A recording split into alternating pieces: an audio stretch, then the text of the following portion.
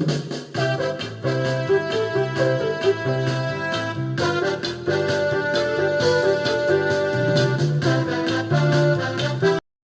मुलांनो, तुमच्या आवडत्या संजय सरांच्या गोष्टींच्या शाळेत तुमचं मनपूर्वक स्वागत.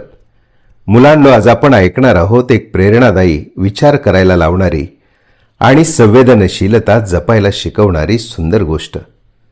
चला तर मग कान देऊन ऐका आजची सुंदर गोष्ट. गोष्टीचं नाव आहे जखमी चिमणी. मुलांनो, एका रविवारी वैभवी आपल्या अंगणात खेळत होती. अचानक तिला झाडाखाली एक लहानशी चिमणी जखमी अवस्थेत पडलेली दिसली. तिनं जवळ जाऊन पाहिलं.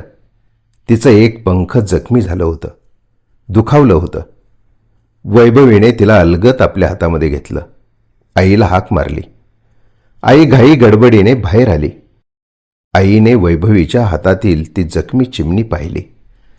वैभवीचा सुकलेला चेहरा पाहिला. आई म्हणाली, बाळा, घाबरू नकोस. तिला थोडं आपण पाणी देऊ आणि सुरक्षित ठिकाणी ठेवू. मग वैभवीने घरातला एक छोटा डबा आणला. त्या डब्यात मऊ कापड अंथरलं. चिमणीला पाणी दिलं आणि थोडे तांदळाचे दाणे ठेवले.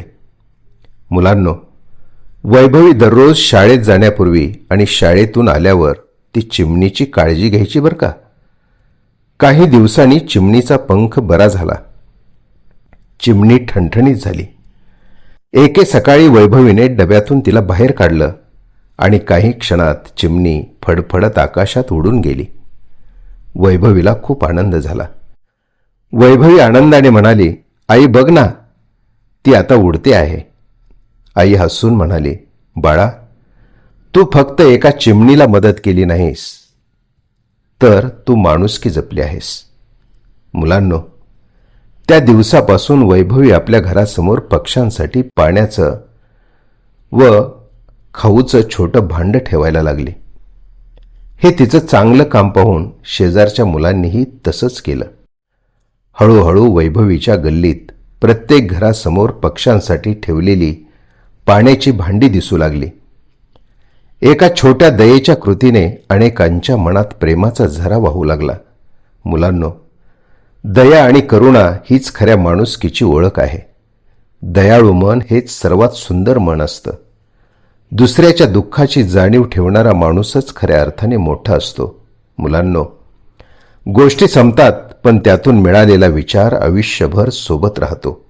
पुन्हा भेटू संजय सरांच्या गोष्टींच्या शाळेत.